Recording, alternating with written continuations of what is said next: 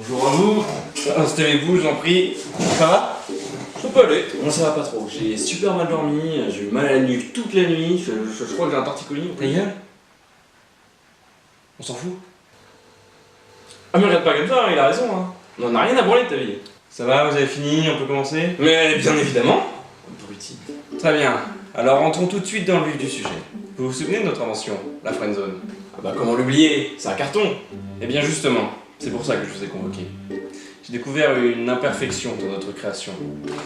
Voilà le message qu'a reçu notre sujet de test, le jeune Titouan, après sa 317e tentative auprès de Michaela, sa camarade de classe. Vous lisez par vous-même. Tu sais, au début, je te voyais vraiment comme mon meilleur ami, la personne avec qui je pouvais tout partager, mais avec qui il ne pourrait jamais rien se passer. Mais avec tout ce temps qu'on a passé ensemble, je commence à croire qu'il y a plus que de l'amitié entre nous. Je vous épargne les détails, mais après il est allé chez elle et ils ont couché ensemble. Quoi? Mais qu'est-ce que ça veut dire?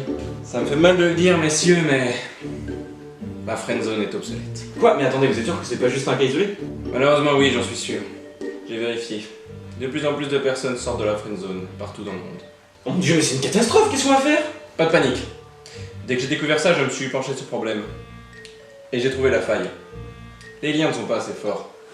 On peut très bien tomber amoureux de quelqu'un avec qui on pensait simplement être amis, avec qui on a passé beaucoup de temps ensemble sans s'imaginer qu'un jour il se passe quelque chose.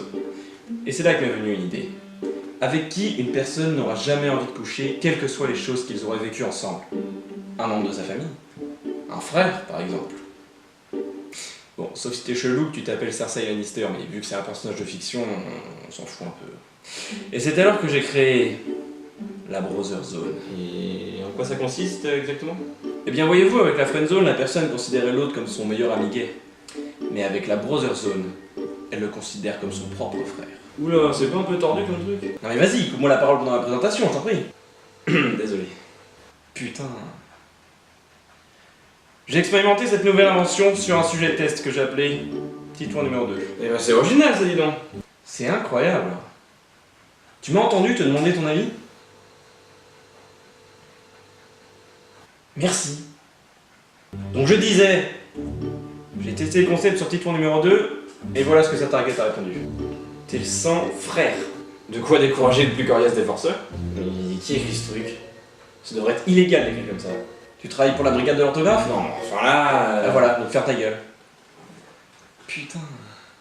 Il a tué ce mec. Et vous êtes sûr que ça fonctionne à tous les coups? Eh bien, à vrai dire, après sa 243e tentative, Titouan numéro 2 a mis fin à ses jours.